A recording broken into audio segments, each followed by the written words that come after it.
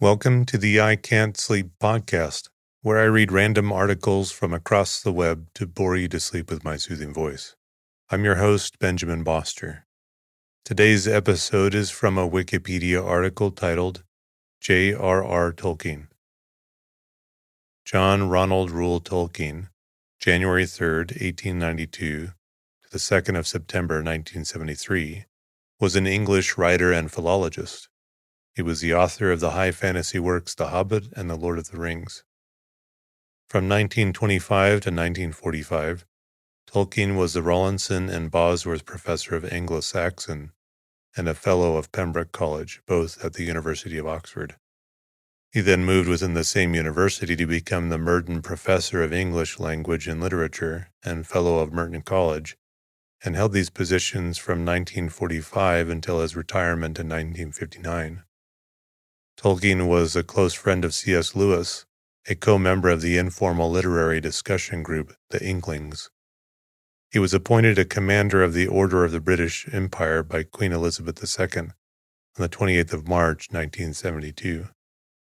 After Tolkien's death, his son Christopher published a series of works based on his father's extensive notes and unpublished manuscripts, including the Silmarillion. These, together with The Hobbit and The Lord of the Rings, form a connected body of tales, poems, fictional histories, invented languages, and literary essays about a fantasy world called Arda and, within it, Middle-earth. Between 1951 and 1955, Tolkien applied the term legendarium to the larger part of these writings. While many other authors have published works of fantasy before Tolkien, the great success of The Hobbit and The Lord of the Rings led directly to a popular resurgence of the genre. This has caused him to be popularly identified as the father of modern fantasy literature, or more precisely of high fantasy. Tolkien's immediate paternal ancestors were middle-class craftsmen who made and sold clocks, watches, and pianos in London and Birmingham. The Tolkien family originated in the East Prussian town of Kreuzberg near Königsberg, which had been founded during the medieval German eastward expansion, where his earliest known paternal ancestor, Michael Tolkien, was born around 1620. Michael's son, Christianus Tolkien, 1663 to 1746, was a wealthy miller in Kreuzberg. His son, Christian Tolkien, 1706 to 1791, moved from Kreuzberg to nearby Danzig, and his two sons, Daniel Gottlieb Tolkien, 1747 to 1813, and Johann, later known as John Benjamin Tolkien, 1752 to 1819, emigrated to London in the 1770s and became the ancestors of the English family. The younger brother was J.R.R. Tolkien's second great-grandfather. In 1792, John Benjamin Tolkien and William Gravel took over the Eardley Norton manufacture in London, which from then on sold clocks and watches under the name Gravel and Tolkien. Daniel Gottlieb obtained British citizenship in 1794, but John Benjamin apparently never became a British citizen. Other German relatives also joined the two brothers in London. Several people with the surname Tolkien or similar spelling, some of them members of the same family as J.R.R. Tolkien, live in northern Germany, but most of them are descendants of people who evacuated East Prussia in 1945 at the end of World War II. According to Ryszard Drzezinski, the Tolkien name is of Low Prussian origin and probably means son, descendant of Tolk. Tolkien mistakenly believed his surname derived from the German word Tolkien, meaning foolhardy, and jokingly inserted himself as a cameo into the Notion Club papers under the literally translated name Rashbold. However, Drzezinski has demonstrated this to be a false etymology. While Tolkien was aware of his family's German origin, his knowledge of the family's history was limited because he was early isolated from the family of his prematurely deceased father. John Ronald Reuel Tolkien was born on the 3rd of January, 1892, in Bloemfontein in the Orange Free State, later annexed by the British Empire, now Free State Province in the Republic of South Africa, to Arthur Reuel Tolkien, 1857 to 1896, an English bank manager, and his wife Mabel, née Suffield, 1870 to 1904. The couple had left England when Arthur was promoted to head the Bloemfontein office of the British Bank, for which he worked. Tolkien had one sibling, his younger brother, Hilary Arthur Roald Tolkien, who was born on the 17th of February, 1894. As a child, Tolkien was bitten by a large baboon spider in the garden, an event some believe to have been later echoed in his stories, although he admitted no actual memory of the event and no special hatred of spiders as an adult. In an earlier incident from Tolkien's infancy, a young family servant took the baby to his homestead, returning him the next morning. When he was 3, he went to England with his mother and brother on what was intended to be a lengthy family visit. His father, however, died in South Africa of rheumatic fever before he could join them. This left the family without an income, so Tolkien's mother took him to live with her parents in King's Health, Birmingham. Soon after, in 1896, they moved to Sarehole, now in Hall Green, then at Worcestershire Village, later annexed to Birmingham. He enjoyed exploring Sarehole Mill and Moseley Bog, and the Clent, Lickey, and Malvern Hills, which would later inspire scenes in his books, along with nearby towns and villages such as Bromsgrove, Alchester, and Alvechurch, and places such as his Aunt Jane's farm, Bag End, the name of which he used in his fiction. Mabel Tolkien taught her 2 children at home. Ronald, as he was known in the family, was a keen pupil. She taught him a great deal of botany and awakened in him the enjoyment of the look and feel of plants. Young Tolkien liked to draw landscapes and trees, but his favorite lessons were those concerning languages, and his mother taught him the rudiments of Latin very early. Tolkien could read by the age of 4 and could write fluently soon afterwards. His mother allowed him to read many books. He disliked Treasure Island and The Pied Piper, and thought Alice's Adventures in Wonderland by Lewis Carroll was amusing but disturbing. He liked stories about Red Indians, Native Americans, and works of fantasy by George MacDonald. In addition, the fairy books of Andrew Lang were particularly important to him, and their influence is apparent in some of his later writings. Mabel Tolkien was received into the Roman Catholic Church in 1900 despite vehement protests by her Baptist family, which stopped all financial assistance to her. In 1904, when J.R.R. Tolkien was 12, his mother died of acute diabetes at Fern Cottage in Rednall, which she was renting. She was then about 34 years of age, about as old as a person with diabetes mellitus type 1 could survive without treatment. Insulin would not be discovered until 1921, 2 decades later.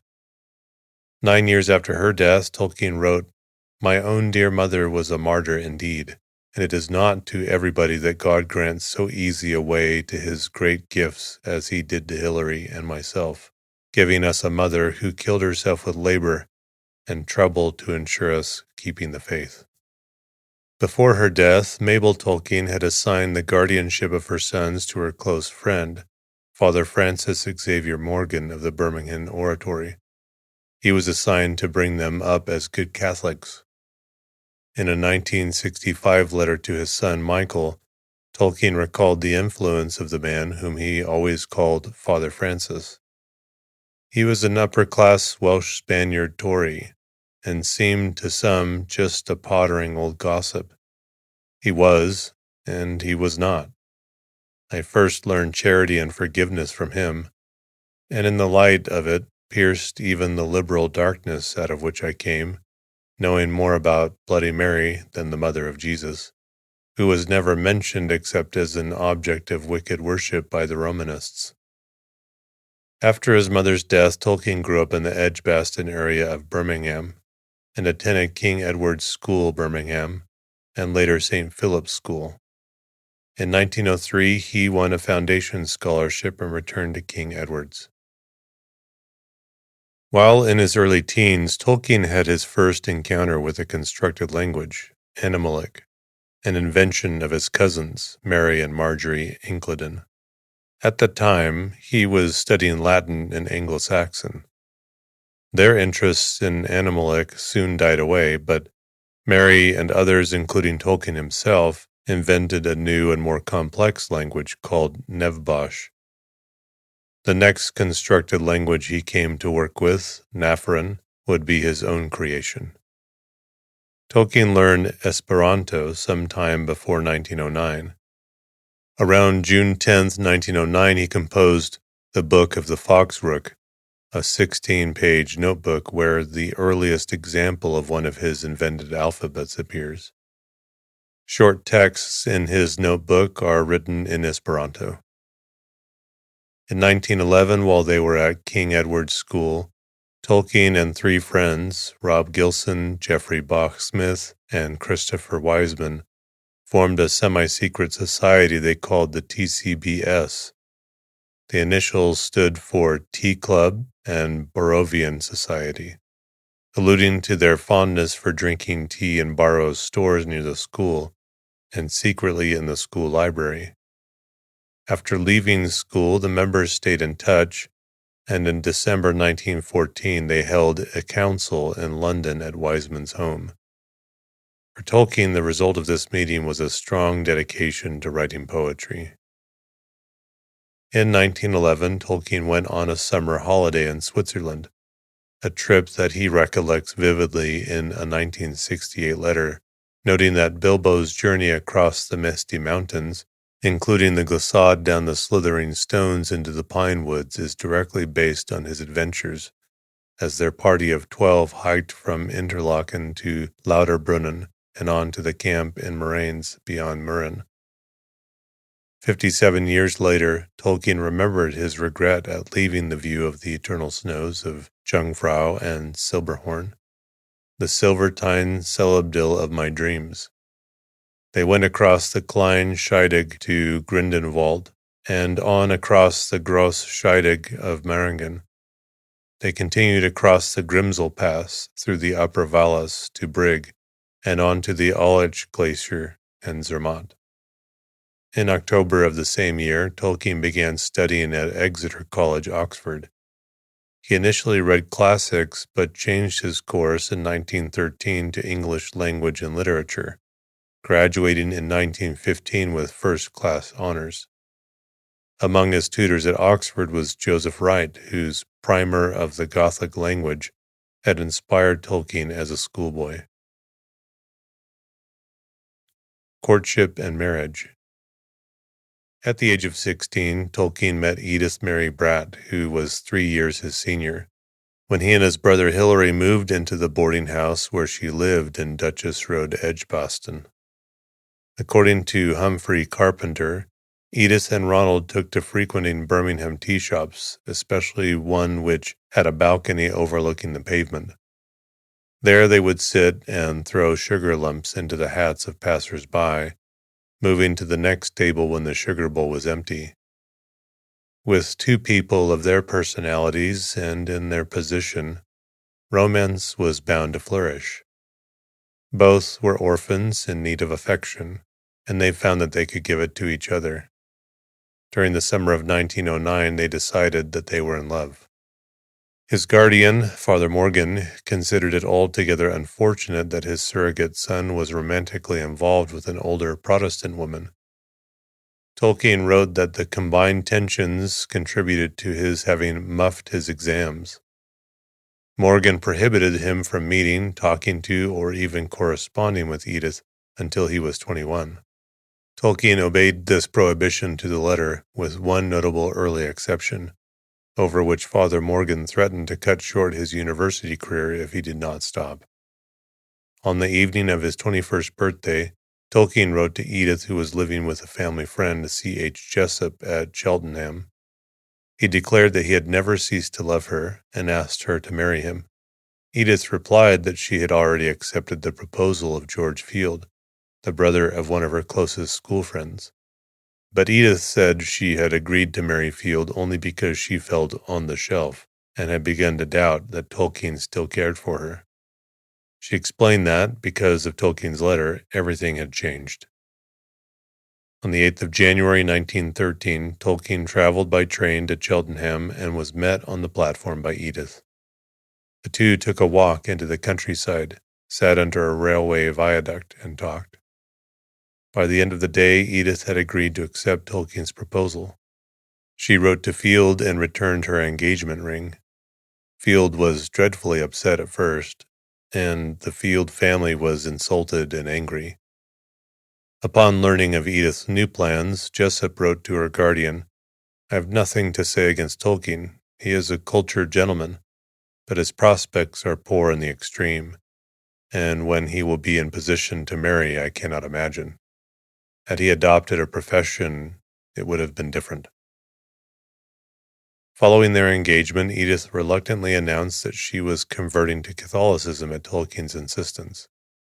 Jessup, like many others of his age and class, strongly anti-Catholic, was infuriated, and he ordered Edith to find other lodgings. Edith Bratt and Ronald Tolkien were formally engaged at Birmingham in January 1913 and married at St. Mary Immaculate Catholic Church at Warwick on the 22nd of March 1916. In his 1941 letter to Michael, Tolkien expressed admiration for his wife's willingness to marry a man with no job, little money, and no prospects except the likelihood of being killed in the Great War. First World War. In August 1914, Britain entered the First World War. Tolkien's relatives were shocked when he elected not to volunteer immediately for the British Army. In the 1941 letter to his son Michael, Tolkien recalled, "In those days, chaps joined up or were scorned publicly. It was a nasty cleft to be in for a young man with too much imagination and little physical courage." Instead, Tolkien endured the obloquy and entered a program by which he delayed enlistment until completing his degree. By the time he passed his finals in July 1915, Tolkien recalled that the hints were becoming outspoken from relatives. He was commissioned as a temporary second lieutenant in the Lancashire Fusiliers on the 15th of July 1915. He trained with the 13th Reserve Battalion on Cannock Chase, Rugeley Camp near to Rugeley, Staffordshire, for 11 months. In a letter to Edith, Tolkien complained, "Gentlemen are rare among the superiors, and even human beings rare indeed." Following their wedding, Lieutenant and Mrs. Tolkien took up lodgings near the training camp. On the 2nd of June 1916, Tolkien received a telegram summoning him to Folkestone for posting to France. Tolkien spent the night before his departure in a room at the Plough and Harrow Hotel in Edgbaston, Birmingham. He later wrote, "Junior officers were being killed off, a dozen a minute. Parting from my wife then, it was like a death." France. The 5th of June 1916, Tolkien boarded a troop transport for an overnight voyage to Calais. Like other soldiers arriving for the first time, he was sent to the British Expeditionary Forces based depot at Etaples. On the 7th of June, he was informed that he had been assigned as a signals officer to the 11th Service Battalion, Lancashire Fusiliers. The battalion was part of the 74th Brigade, 25th Division. While waiting to be summoned to his unit, Tolkien sank into boredom. To pass the time, he composed a poem titled "The Lonely Isle," which was inspired by his feelings during the sea crossing to Calais. To evade the British Army's postal censorship, he developed a code of dots by which Edith could track his movements. He left Etaples on the 27th of June 1916 and joined his battalion at Rubempré near Amiens. He found himself commanding enlisted men who were drawn mainly for the mining, milling, and weaving towns of Lancashire. According to John Garth, he felt an affinity for these working-class men, but military protocol prohibited friendships with other ranks. Instead, he was required to take charge of them, discipline them, train them, and probably censor their letters. If possible, he was supposed to inspire their love and loyalty. Tolkien later lamented, "The most improper job of any man is bossing other men. Not one in a million is fit for it, and least of all those who seek the opportunity." Battle of the Somme. Tolkien arrived at the Somme in early July 1916. In between terms behind the lines at Beausecourt, he participated in the assaults on the Schwaben Redoubt and the Leipzig salient. Tolkien's time in combat was a terrible stress for Edith, who feared that every knock on the door might carry news of her husband's death. Edith could track her husband's movements on a map of the Western Front. The Reverend Mervyn S. Evers, Anglican chaplain to the Lancashire Fusiliers, recorded that Tolkien and his fellow officers were eaten by hordes of lice, which found the medical officer's ointment merely a kind of hors d'oeuvre, and the little beggars went at their feast with renewed vigor. On the 27th of October 1916, as his battalion attacked Regina Trench, Tolkien contracted trench fever, a disease carried by lice.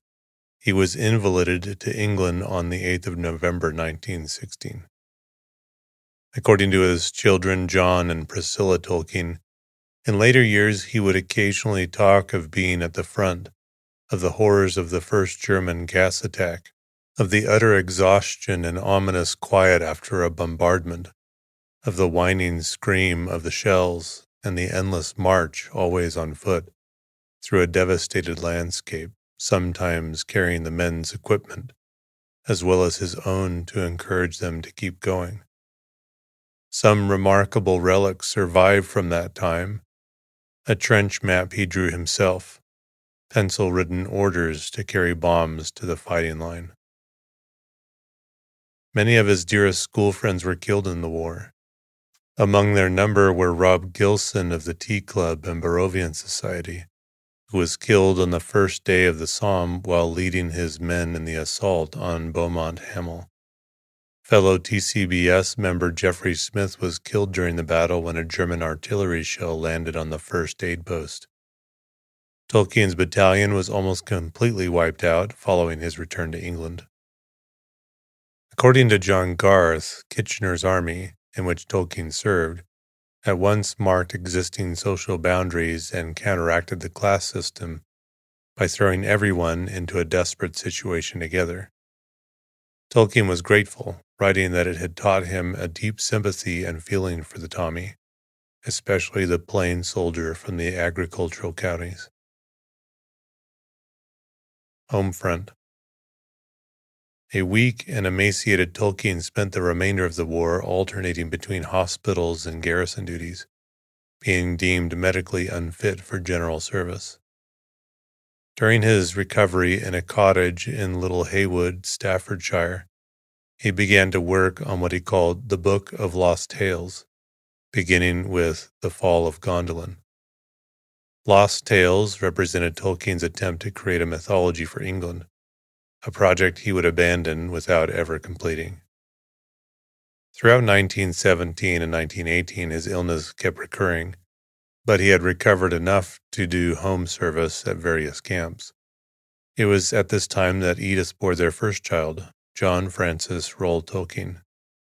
In a 1941 letter, Tolkien described his son, John, as conceived and carried during the starvation year of 1917 and the great U-boat campaign round about the Battle of Cambrai, when the end of the war seemed as far off as it does now.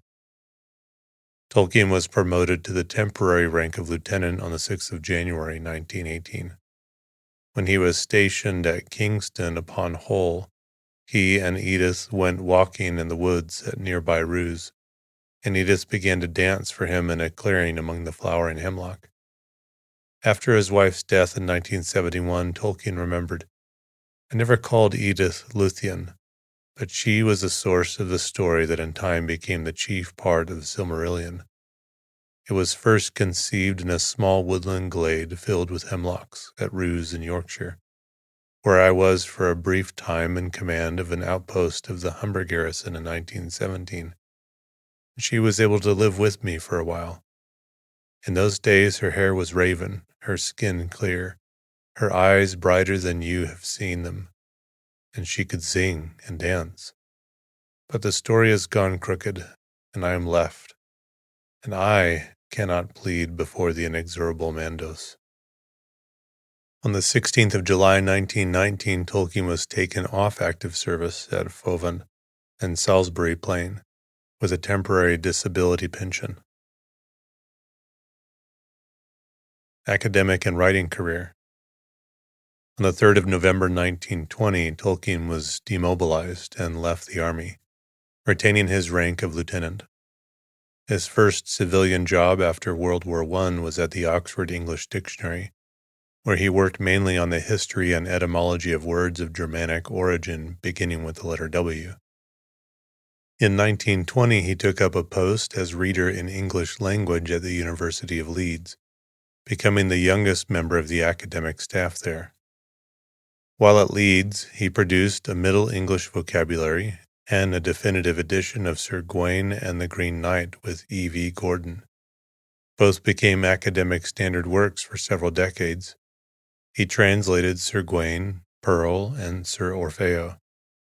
In 1925, he returned to Oxford as Rawlinson and Bosworth Professor of Anglo-Saxon, with a fellowship at Pembroke College. In mid-1919, he began to tutor undergraduates privately, most importantly those of Lady Margaret Hall and St. Hugh's College, given that the women's college were in great need of good teachers in their early years, and Tolkien, as a married professor, then still not common, was considered suitable, as a bachelor Don would not have been. During his time at Pembroke College, Tolkien wrote The Hobbit and the first 2 volumes of The Lord of the Rings, while living at 20 Northmoor Road in North Oxford. He also published a philological essay in 1932 on the name Nodens, following Sir Mortimer Wheeler's unearthing of a Roman Asclepion at Lydney Park, Gloucestershire in 1928. Beowulf. In the 1920s, Tolkien undertook a translation of Beowulf, which he finished in 1926, but did not publish. It was finally edited by his son and published in 2014, more than 40 years after Tolkien's death, and almost 90 years after its completion. 10 years after finishing his translation, Tolkien gave a highly acclaimed lecture on the work Beowulf, the Monsters and the Critics, which had a lasting influence on Beowulf research. Lewis E. Nicholson said that the article is widely recognized as a turning point in Beowulfian criticism, noting that Tolkien established the primacy of the poetic nature of the work, as opposed to its purely linguistic elements. At the time, the consensus of scholarship deprecated Beowulf for dealing with childish battles with monsters rather than realistic tribal warfare. Tolkien argued that the author of Beowulf was addressing human destiny in general, not as limited by particular tribal politics, and therefore the monsters were essential to the poem. Where Beowulf does deal with specific tribal struggles, as at Finnsburg, Tolkien argued firmly against reading in fantastic elements. In the essay, Tolkien also revealed how highly he regarded Beowulf. Beowulf is among my most valued sources. This influence may be seen throughout this Middle-earth legendarium. According to Humphrey Carpenter, Tolkien began his series of lectures on Beowulf in a most striking way, entering the room silently, fixing the audience with a look, and suddenly declaiming in Old English the opening lines of the poem, starting with a great cry of Wait.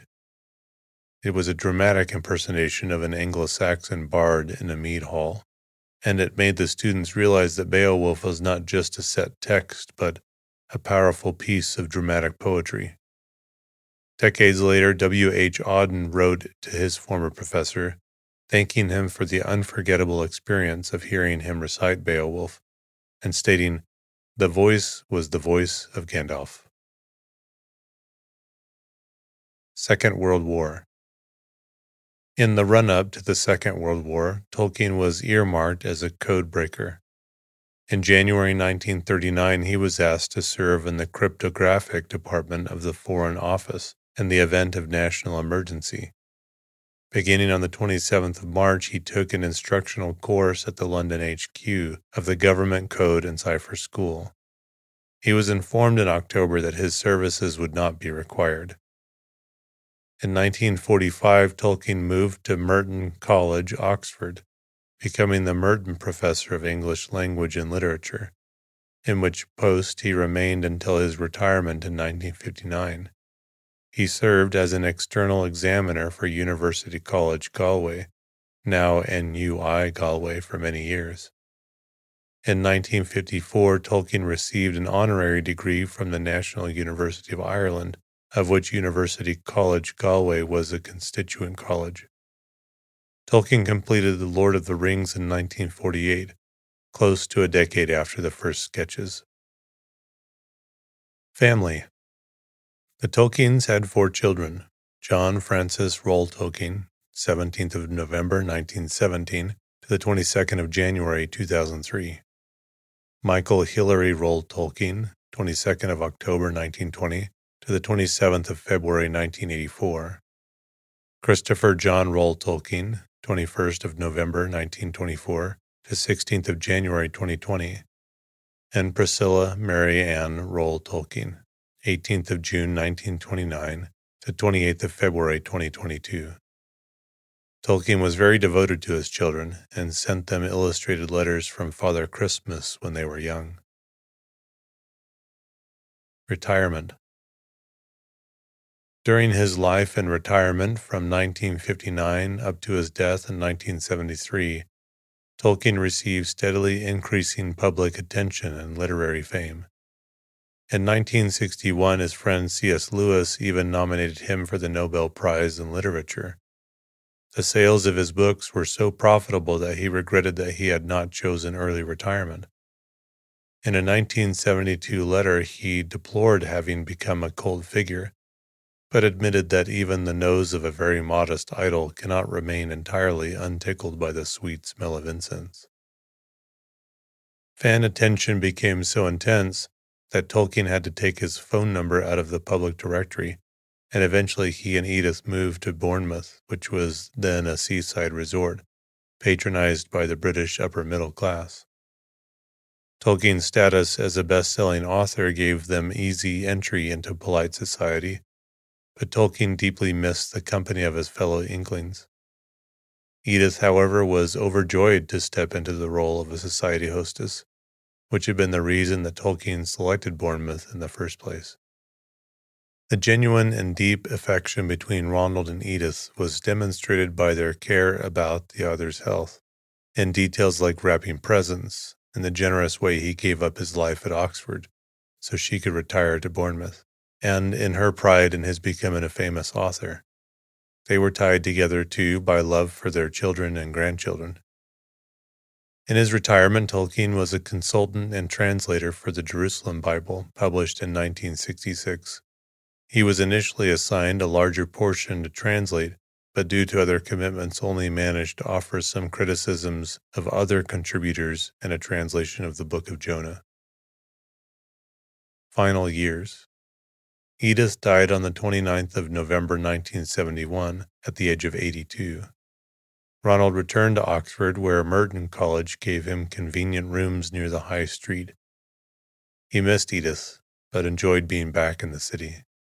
Tolkien was made a Commander of the Order of the British Empire in the 1972 New Year Honours, and received the insignia of the Order of Buckingham Palace on the 28th of March 1972. In the same year, Oxford University gave him an honorary doctorate of letters. He had the name Luthien engraved on Edith's tombstone at Wolvercote Cemetery, Oxford. When Tolkien died 21 months later on the 2nd of September 1973 from a bleeding ulcer and chest infection at the age of 81, he was buried in the same grave with Baron added to his name. Tolkien's will was proven on 20th of December 1973, with his estate valued at £190,577, equivalent to £2,452,000 in 2021.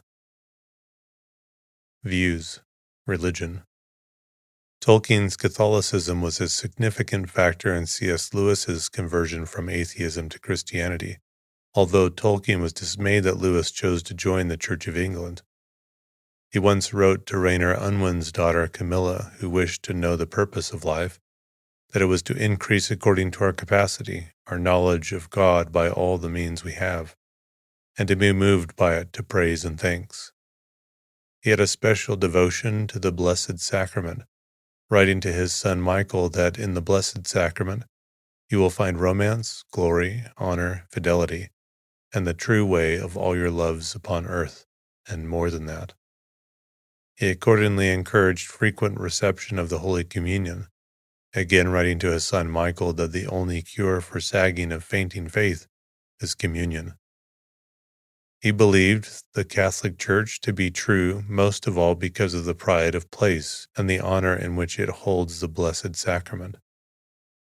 In the last years of his life, Tolkien resisted the liturgical changes implemented after the Second Vatican Council, especially the use of English for the liturgy. He continued to make the responses in Latin loudly, ignoring the rest of the congregation.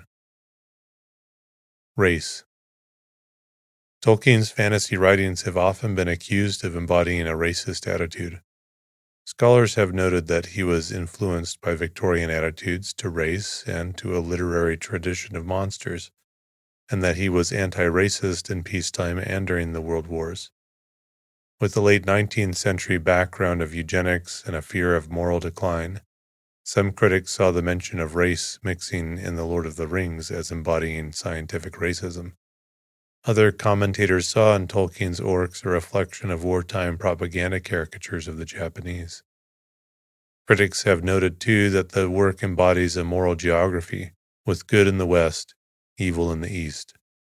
Against this, scholars have noted that Tolkien was outraged in peacetime by Nazi racial theory, while during the Second World War he was equally disgusted by anti-German racial propaganda. Other scholars have stated that Tolkien's Middle-earth is definitely polycultural and polylingual, and that attacks on Tolkien based on The Lord of the Rings often omit evidence from the text. Nature. During most of his own life, conservationism was not yet on the political agenda, and Tolkien himself did not directly express conservationist views, except in some private letters, in which he tells about his fondness for forests and sadness at tree felling. In later years, a number of authors of biographies or literary analyses of Tolkien conclude that during his writing of The Lord of the Rings, Tolkien gained increased interest in the value of wild and untamed nature, and in protecting what wild nature was left in the industrialized world. Writing. Influences. Tolkien's fantasy books on Middle-earth, especially The Lord of the Rings and the Silmarillion, drew on a wide array of influences, including his philological interest in language, Christianity, medievalism, mythology, archaeology, ancient and modern literature, and personal experience. His philological work centered on the study of Old English literature, especially Beowulf, and he acknowledged its importance to his writings. He was a gifted linguist, influenced by Germanic, Celtic, Finnish, and Greek language and mythology. Commentators have attempted to identify many literary and topological antecedents for characters, places, and events in Tolkien's writings. Some writers were important to him, including the arts and crafts polymath William Morris, and he undoubtedly made use of some real place names, such as Bag End, the name of his aunt's home. He acknowledged, too, John Buchan and H. Rider Haggard, authors of modern and adventure stories that he enjoyed. The effects of some specific experiences have been identified. Tolkien's childhood in the English countryside and its urbanization by the growth of Birmingham influenced his creation of the Shire, while his personal experience of fighting in the trenches of the First World War affected his depiction of Mordor. Publications. Beowulf, The Monsters and the Critics. In addition to writing fiction, Tolkien was an author of academic literary criticism. His seminal 1936 lecture, later published as an article, revolutionized the treatment of the Anglo-Saxon epic Beowulf by literary critics. The essay remains highly influential in the study of Old English literature to this day. Beowulf is one of the most significant influences upon Tolkien's later fiction, with major details of both The Hobbit and The Lord of the Rings adapted from the poem. On fairy stories. This essay discusses the fairy story as a literary form. It was initially written as a 1939 Andrew Lang lecture at the University of St. Andrews, Scotland. Tolkien focuses on Andrew Lang's work as a folklorist and collector of fairy tales. He disagreed with Lang's broad inclusion in his fairy book collections of travelers' tales, beast fables, and other types of stories. Tolkien held a narrower perspective, viewing fairy stories as those that took place in fairy, an enchanted realm, with or without fairies as characters. He viewed them as the natural development of the interaction of human imagination and human language. Children's books and other short works. In addition to his mythopoeic compositions, Tolkien enjoyed inventing fantasy stories to entertain his children. He wrote annual Christmas letters from Father Christmas for them, building up a series of short stories, later compiled and published as the Father Christmas Letters. Other works include Mr. Bliss and Reverendum for children, and Leaf by Niggle, part of Tree and Leaf. The Adventures of Tom Bombadil, Smith of Wootton Major, and Farmer Giles of Ham. Roverandom and Smith of Wootton Major, like The Hobbit, borrowed ideas from his legendarium. The Hobbit. Tolkien never expected his stories to become popular, but by sheer accident, a book called The Hobbit, which he had written some years before his own children, came in 1936 to the attention of Susan Dagnall, an employee of the London publishing firm George Allen and Unwin, who persuaded Tolkien to submit it for publication. When it was published a year later, the book attracted adult readers as well as children, and it became popular enough for the publishers to ask Tolkien to produce a sequel. The Lord of the Rings.